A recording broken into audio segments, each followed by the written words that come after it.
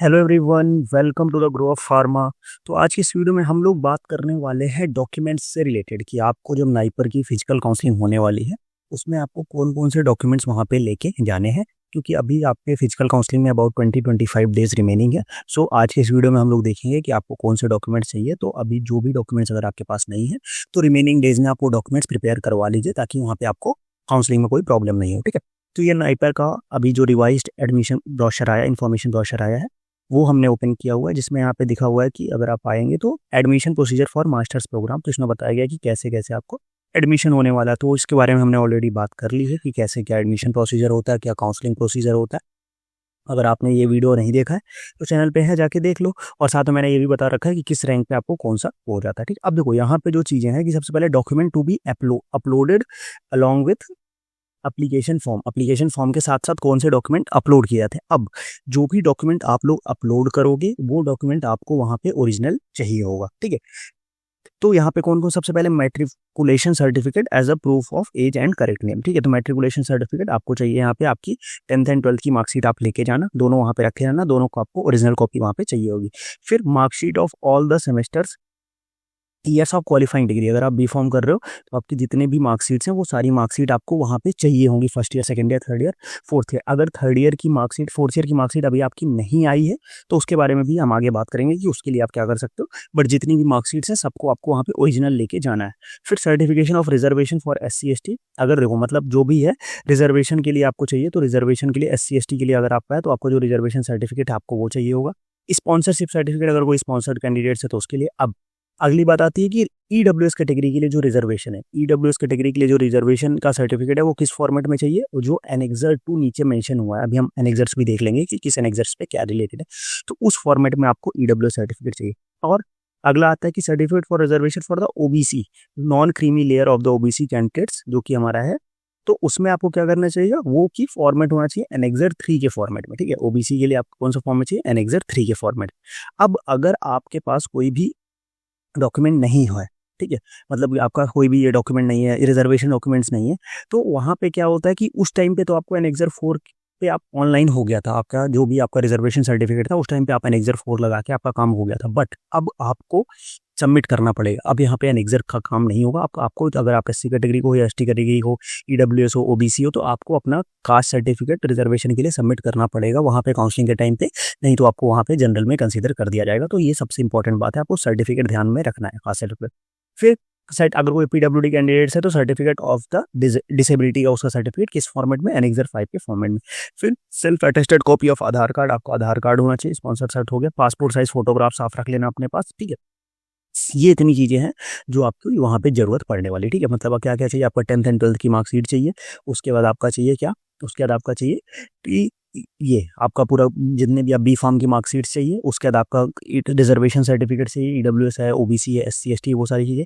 फिर आपका अगर डिसेबिलिटी है तो डिसेबिलिटी का सर्टिफिकेट चाहिए, आधार कार्ड चाहिए, पासपोर्ट साइज फोटोग्राफ चाहिए। उसके बाद इसके अलावा आपको चाहिए क्या, इसके अलावा आपको चाहिए GPAT का रिजल्ट। ठीक है, इसके अलावा आपका GPAT का रिजल्ट चाहिए, इसके अलावा आपको नाइपर का रिजल्ट चाहिए। ठीक है, और मैं आपको बताऊँ इसके साथ साथ ही GPAT नाइपर के रिजल्ट के अलावा आपको नाइपर का एडमिट कार्ड भी लगेगा। ठीक है, वहाँ पे नाइपर का एडमिट कार्ड भी लगेगा, तो वो भी आपको ध्यान में रखना है कि वहाँ पे लास्ट ईयर कुछ स्टूडेंट्स के पास नहीं था, बट यहाँ पे नाइपर का एडमिट कार्ड भी लगेगा। ठीक है, तो GPAT का भी आपको स्कोर कार्ड, नाइपर का स्कोर कार्ड और नाइपर का एडमिट कार्ड। नाइपर का स्कोर कार्ड वो PDF वाला नहीं, नाइपर का स्कोर कार्ड अभी जो आपका ओरिजिनल स्कोर कार्ड डाउनलोड होना स्टार्ट हो गया वेबसाइट पे, तो वहाँ से आप जाकर उसको डाउनलोड कर सकते हो। ठीक है, तो ये चीज़ें आपको लगनी है। अब ये जितने भी चीज़ें हैं, जितने भी डॉक्यूमेंट्स हैं, आपको कैसे लेके जाना है, आपको ओरिजिनल रखना है, साथ में आपको उसको 2 जेरोक्स के सेट रखने हैं। ठीक है, ओरिजिनल रखना प्लस आपको 2 सेट जेरोक्स के रखने हैं। ठीक है, तो इस तरह से आप लेके जा सकते हो।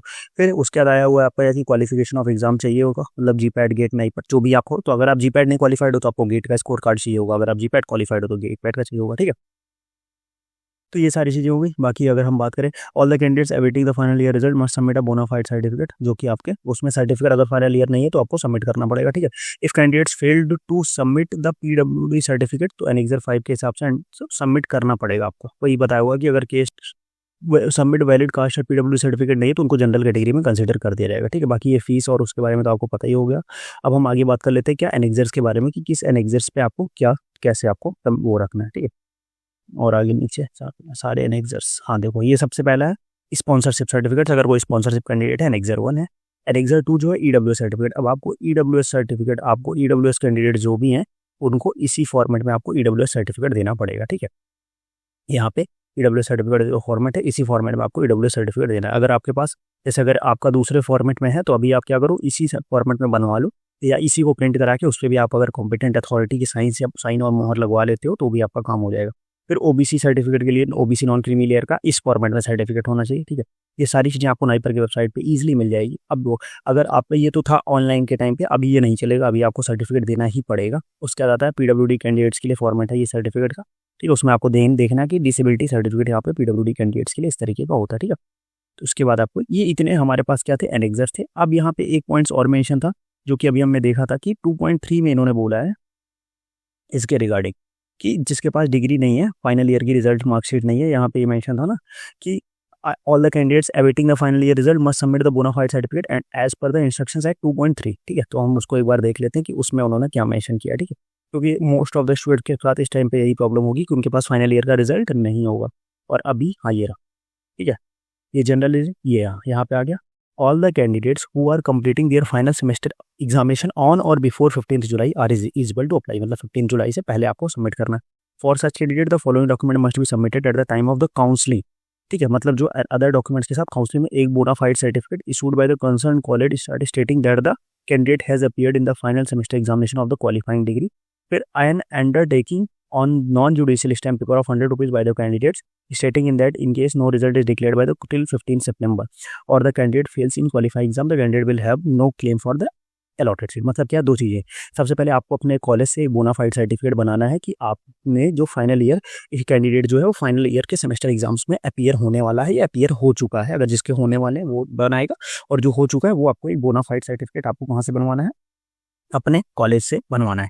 उसके बाद दूसरा, एक आपको 100 रुपीज़ का नॉन जुडिशियल स्टैम्प पेपर लेना है, उस पर आपको एक बनवाना है। उसमें क्या लिखना है कि अगर आपका जो रिजल्ट आता है कॉलेज या यूनिवर्सिटी का 15 सितंबर तक नहीं आता है, ठीक है, अगर 15 सितंबर तक नहीं आता है या कैंडिडेट उस रिजल्ट में उस एग्जाम में फेल हो जाता है, सो कैंडिडेट का अलॉटेड सीट पे कोई क्लेम नहीं रहने वाला है, ठीक है। तो ये आपको दो चीज़ें वहाँ पे सबमिट करनी पड़ेंगी, एक कॉलेज का बोनाफाइड लगेगा और दूसरा आपको अंडरटेकिंग बना के लेके जानी है 100 रुपीज़ के स्टैम्प पेपर, ठीक, जिसका जो कि अगर वहाँ पे आपको सबमिट करना पड़ेगा। तो ये दोनों के बिना आपको वहाँ पे काउंसलिंग में पार्टिसिपेट नहीं करने दिया जाएगा, तो इसको ध्यान से बना लो।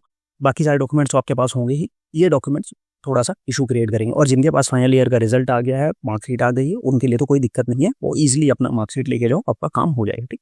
तो ये सारे डॉक्यूमेंट्स थे जो आपके पास होने चाहिए जब आप नाइपर की काउंसलिंग के लिए जा रहे हो। और ऐसा मैंने बताया, सभी की एक ओरिजिनल कॉपी और 2 जीरोक्स कॉपी आप रखना। उसके बाद अगर आप एक्स्ट्रा रखते हो तो वो आपके लिए वेल एंड गुड है। बाकी इतना तो आपके पास मिनिमम होना ही होना चाहिए। और कोई भी डॉक्यूमेंट आपका वहाँ पे सबमिट नहीं होगा, आपके डॉक्यूमेंट्स जैसे फाइनल, जैसे आपकी माइग्रेशन हो गया, टीसी हो गई, ये सारे आपके सबमिट होंगे आपके कॉलेज में, तो वहाँ पे कुछ सबमिट नहीं होगा, बट वहाँ पे सारे डॉक्यूमेंट्स आपके चेक किए जाएंगे, ठीक। तो ये दोनों चीज़ें आप बनवा लो अपने कॉलेज में जाके। बाकी अगर कोई भी डाउट होता है तो आप कमेंट बॉक्स में पूछना, या व्हाट्सअप ग्रुप ज्वाइन करके आप मेरे को डायरेक्ट व्हाट्सअप पे मैसेज करके पूछ सकते हो, ठीक है। फिर आज का वीडियो हम लोग यहीं एंड करते हैं, मिलते हैं नेक्स्ट वीडियो में, तब तक के लिए बाय बाय।